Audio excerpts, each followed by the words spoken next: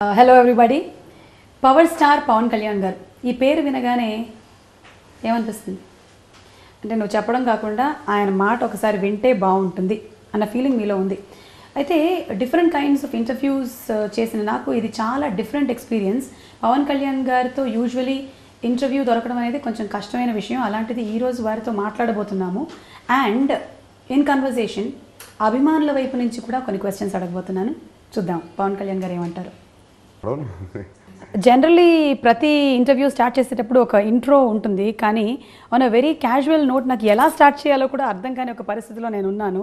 పంజా audio release రోజున నేను చూసినటువంటి ఆ positive energy all through the auditorium, మీరు ఎంటర్ అయినప్పుడు పవర్ స్టార్ పవన్ కళ్యాణ్ గారు, నేను మొత్తం ఆ ఎనర్జీని అంతా కాసేపటి లాగేసుకున్నాను అనమాట.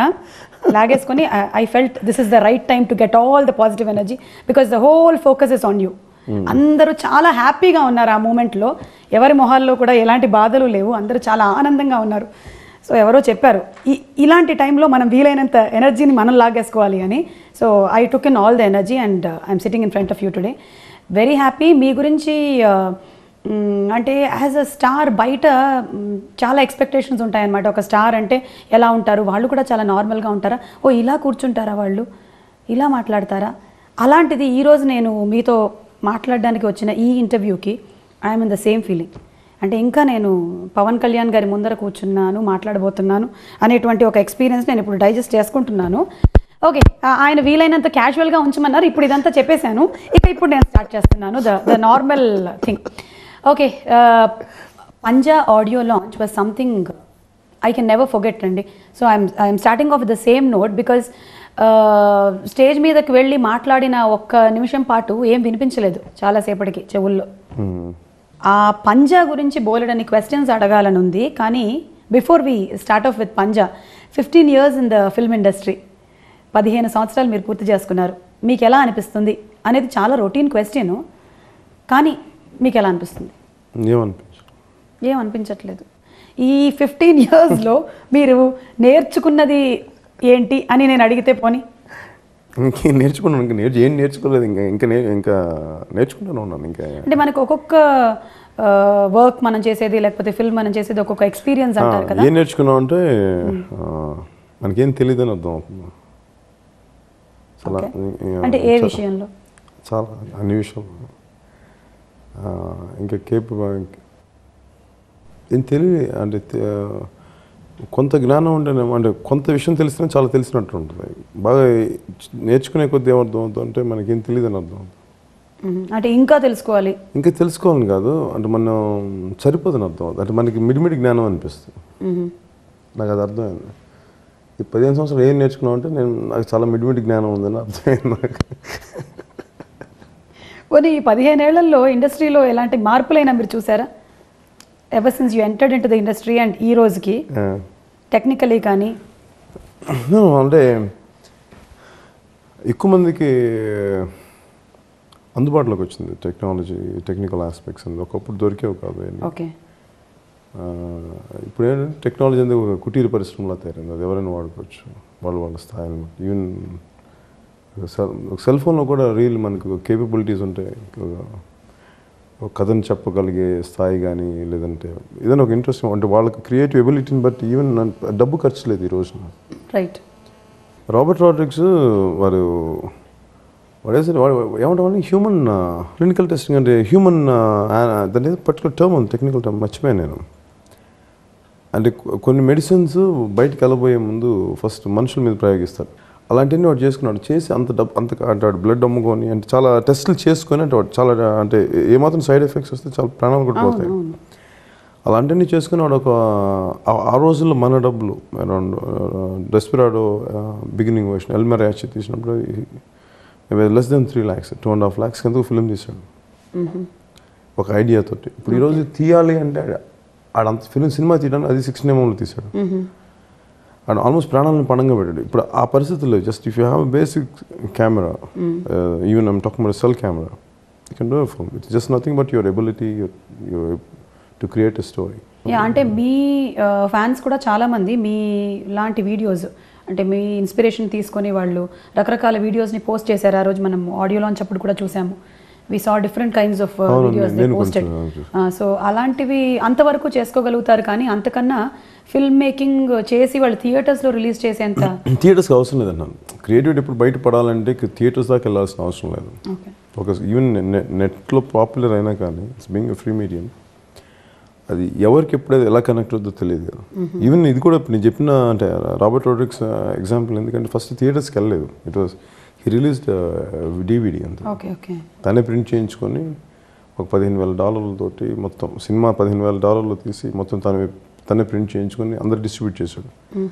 సో ఒక బిగ్ స్టూడియోస్ ఎవరికి నచ్చింది వాళ్ళు తీసుకున్నారు. అట్లాగా అంటే పాసిబిలిటీస్ అయితే ఉన్నాయి. ఇది అతను అంత కష్టపడక్కర్లేదు, ప్యాషనే తప్ప ఇంక వేరే లిమిటేషన్ లేదు. రైట్.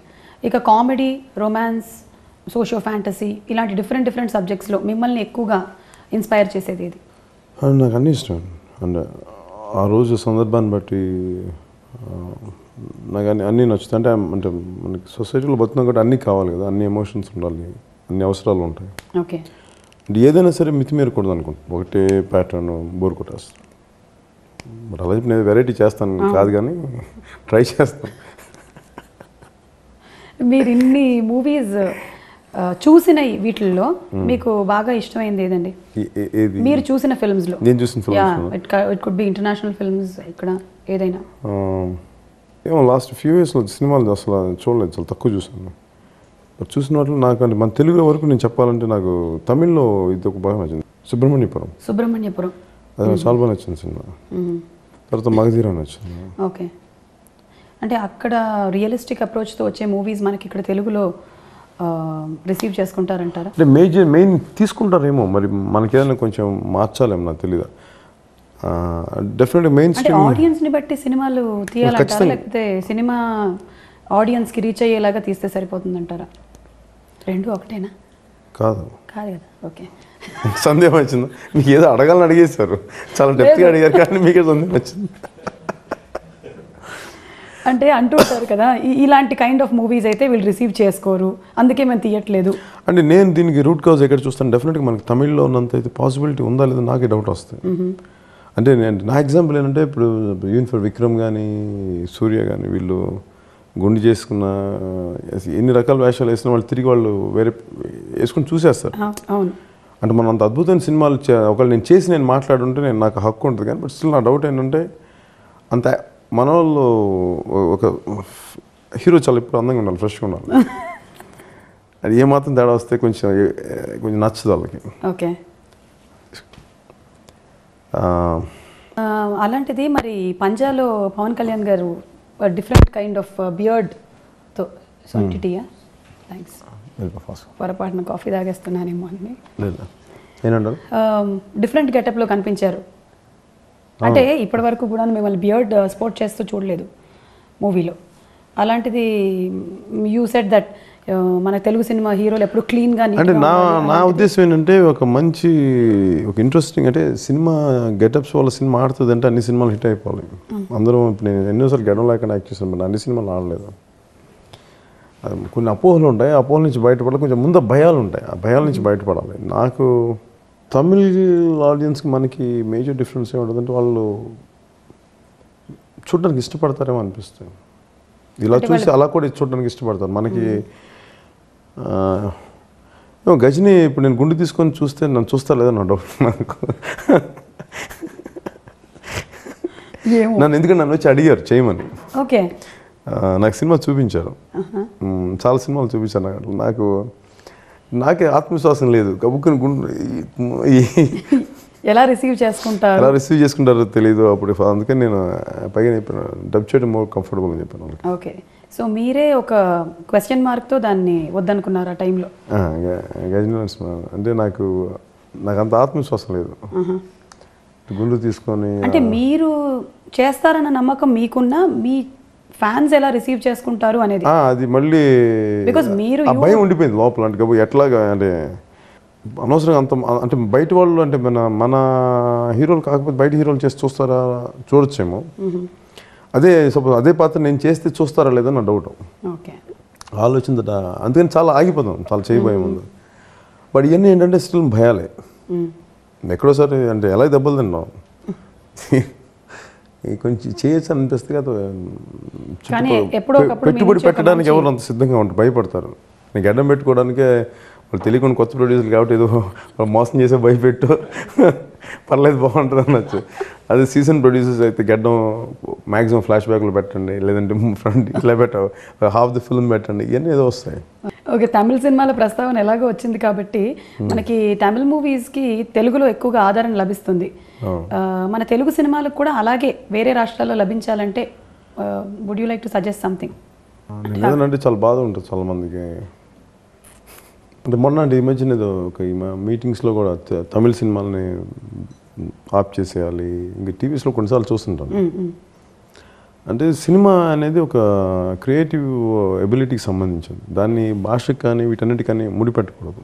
అంటే నేను మన సినిమాలు చేసేటప్పుడు కూడా మన వాళ్ళు ఏం చేస్తారంటే మంచి సినిమా తీసినప్పుడు దాన్ని అక్కడ ప్రమోట్ చేయాలని ప్రయత్నించారు, ముందు చేతులు దులిపేసుకోవాలంటారు, అమ్మేసుకోవాలని ప్రయత్నిస్తారు. అంటే రీమేక్ రైట్స్ వస్తే ఎక్కువ డబ్బులు వచ్చేస్తాయి అనే ఒక ఉద్దేశంతో మరి ఏమో తెలియదు. కానీ అట్లీస్ట్ నా వ్యక్తిగతంగా వరకు నాకు జరిగిన, అంటే నేను మిగతా అన్ని సినిమాల గురించి నేను మాట్లాడలేను, కానీ నా సినిమాల వరకు అయితే ప్రమోట్ చేయడానికి ప్రయత్నించారు. ముందు మెంటల్గా అంటే వాళ్ళకున్నంత పెనిట్రేటింగ్ ఎబిలిటీ కానీ, అంటే మార్కెటింగ్ క్రియేట్ చేసుకోవాలి కానీ వాళ్ళకున్నంత అగ్రెసివ్గా మన ప్రొడ్యూసర్స్ ఉండరు, చాలా తక్కువ మంది ఉంటారు మనకి. అట్లీస్ట్ నా ప్రొడ్యూసర్స్ వరకు చెప్పాలని చాలా తక్కువ, అంత అగ్రెసివ్గా మార్కెటింగ్ చేద్దాం అనేది. అంటే ఉన్నదాన్ని సరిపోతులే, ఇది రైట్స్ అమ్మేసుకొని చేతులు దులిపేసుకోవచ్చు అంటే అంత బేరింగ్ కేపబిలిటీ లేదు. ఇప్పుడు మనం మంచి సినిమా తీసి అక్కడ పెడితే చూస్తారు. అంటే నేను మెడ్రాస్లోనే ఉండేవాడిని కదా, ఆ టైంలో ఈవెన్ శివ చూశారు, అట్లా గీతాంజలి చూశారు, ఈవెన్ అంకుశం కూడా చూశారు ఆ టైంలో. అంటే వాళ్ళకి వీళ్ళు పెట్టుకున్నారు, అంటే సినిమా మీద నమ్మకం తోటి. మన వాళ్ళు ఏంటంటే ఒక దెబ్బ తగలగానే వెంటనే ఆపేస్తారు. వాళ్ళకి ఫిల్మ్స్ అక్కడ ఫ్లాప్ అయినా కానీ మనకి ఖచ్చితంగా ఇక్కడ ప్రమోట్ చేస్తారు, ఇక్కడ ఎవరో ఒకరు కొంటారు. అది మన ఆ కల్చర్ మనం ప్రమోట్ చేయలేదు, ఇట్ టేక్ సమ్ టైమ్ అండి. కాదు అది ఇప్పటికీ ఆలస్యం కాదు, ఓన్లీ ఒక 10 years మేబీ 5-6 years పట్టొచ్చేమో. అంటే మణిరత్నం గారు మనకి కావాలంటే మన గీతాంజలిలో సినిమా రావడానికి చాలా సినిమాలు చేశారు అనిల్ కపూర్ తోటి, తెలుగులో వచ్చి పోస్టర్స్ చూసామండి. బట్ ఎవరు క్లిక్ అవ్వలేదు. బట్ అలా అని చెప్పి వాళ్ళు ఎవరు ఆపలేదు మార్కెట్. మన వాళ్ళు ఏంటంటే ఆపేస్తారు ఇక్కడ భయంతో, ఇక్కడ ఆడదు. నాకు మంచి ఎగ్జాంపుల్ బాగా అనిపించేది ఏంటంటే మగధీర లాంటి మంచి సినిమాని వాళ్ళకన్నా అక్కడ వచ్చేసింటే ఈ పాటికి మన మీద రుద్ది పెట్టేసేవాళ్ళు. మన వాళ్ళు చేయడానికి మరి 100 కారణాలు ఏంటో నాకు తెలియదు, మేబీ రీజన్స్ ఉండొచ్చు, కానీ అంత నేను అనటానికి కారణాలు ఏమో తెలియదు. కానీ అగ్రెసివ్ మార్కెటింగ్ ఎబిలిటీ లేదు మనకి. ఇప్పుడు మనకి చేత కాకుండా మనం వాళ్ళని అనటం తప్పు అనిపిస్తుంది నాకు. మనకి ప్రోడక్ట్ ఉన్నప్పుడేమో మనం ప్రమోట్ చేయలేము, మరి వాళ్ళకున్నప్పుడు వాళ్ళకి మార్కెటింగ్ పెంచుకోవాలి. మరి డెఫినెట్గా బడ్జెట్స్ పెరుగుతూ ఉంటే వాళ్ళకి న్యూ మార్కెట్స్ పెంచుకోవాలి. అది ఇంకొకరు రాకూడదు, వాళ్ళని కర్బ్ చేసేయాలి, వాళ్ళ సినిమాల వల్ల మన సినిమాలు పోతున్నాయి అనేది ఐ ఫీల్ ఇట్స్ రాంగ్ కాదు, అది నాకు చేతకంతాను అనిపిస్తుంది. వీలుంటే దమ్ముంటే ఫైట్ చేయాలి కానీ క్రియేటివ్గా, లేదంటే ఒప్పేసుకోవాలి. కానీ తగ్గించడం అనేవాళ్ళ అది మన సంకుచితం బయటపడుతుంది, అది నాకు ఇష్టం. రైట్. ఇక మీరు వేరే భాషల్లో ఏమైనా చేసే ఆలోచనలు ఉన్నాయా అదర్ దెన్ తెలుగు? నాకు ప్రస్తుతానికి అయితే లేదు. అంటే నేను అనేది నాకు ఎక్కువ అంటే మల్టీలింగ్వల్స్ బైలింగ్వల్స్ చేయాలంటే చాలా అలసట వచ్చేస్తాయి. అంటే ఏదో ఒక సినిమాని సరిగ్గా ఒక భాషలో చేస్తే అది మిగతా భాషలోకి సహజంగా వెళ్ళిపోతుంది. అంటే మన చాలా సినిమాలు ఇంక్లూడింగ్ జపనీస్ సినిమాలు వాళ్ళ భాషలో తీస్తారు. బట్ వాళ్ళకి ఎబిలిటీ ఏంటంటే వాళ్ళ భాషలో తీయగలిగినప్పుడు అది ప్రపంచవ్యాప్తంగా రిలీజ్ అవుతుంది, క్వాలిటీ ఉంటాయి. నాకు తెలిసి నేను అది నమ్ముతాను. ఇంకో భాషలోకి మనం వెళ్ళాలంటే కంపల్సరీగా అక్కడ పోటీ చేయడం కంటే మనం చేయబోయే సినిమాలో కానీ మనం క్వాలిటీ కానీ పెంచుకోగలిగితే మన టైం వేస్ట్ చేసుకోకర్లేదు. So talking about the technical things, మళ్ళీ మీరు డైరెక్షన్ చేసేటువంటి ఆలోచనలు ఏమైనా ఉందా మీ స్వీయ దర్శకత్వంలో? అంటే నేను డైరెక్షన్ నేనేమనుకుంటే for me direction is not a problem. Problem is about screenplay writing. నాకు జాయిన్ చేసేటప్పుడు తెలుసు నాకు అంత సపోర్టింగ్ రైటర్స్ కావాలి. నాకు అంత స్క్రీన్ ప్లే ఎబిలిటీ లేదు. అంటే జాయిన్ నేను మేజర్గా చాలా నన్ను నేను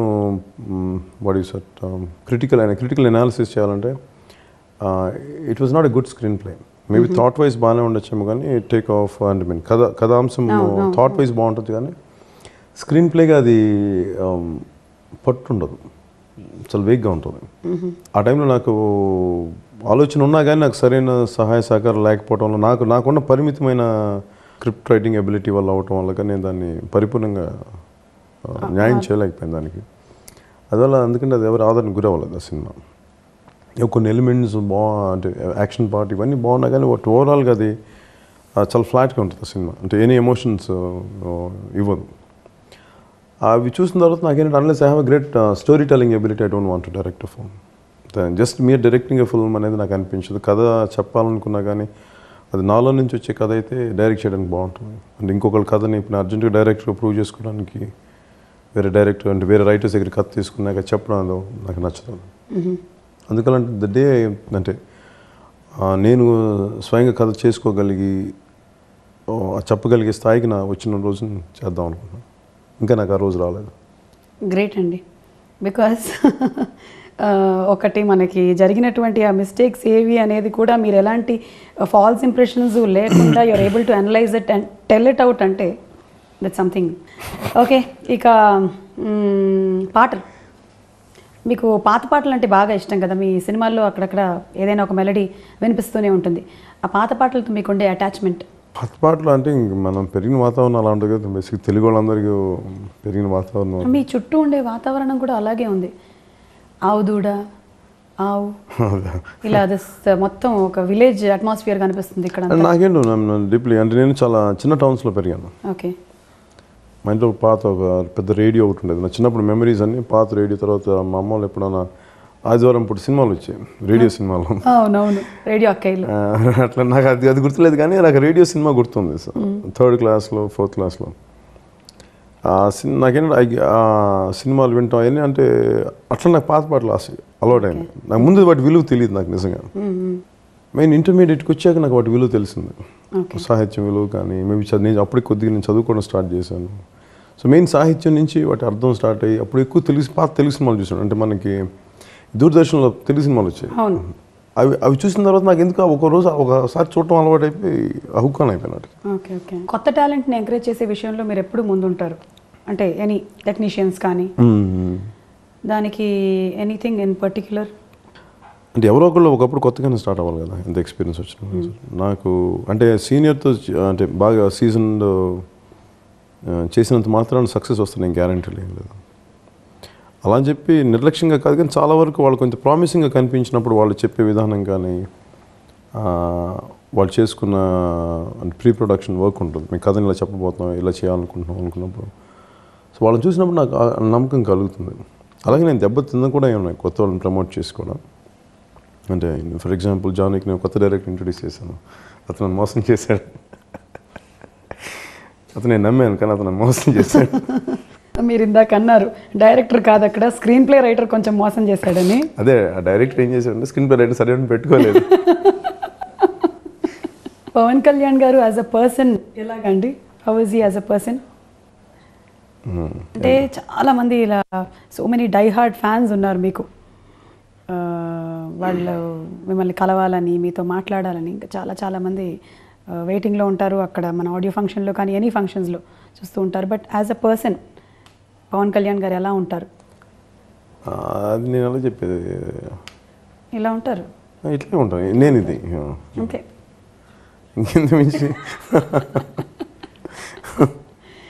ఇప్పుడు మిమ్మల్ని రొటీన్గా ఎవరైనా వచ్చి ఇది సక్సెస్ అయింది కదా మీకు ఎలా అనిపిస్తుంది?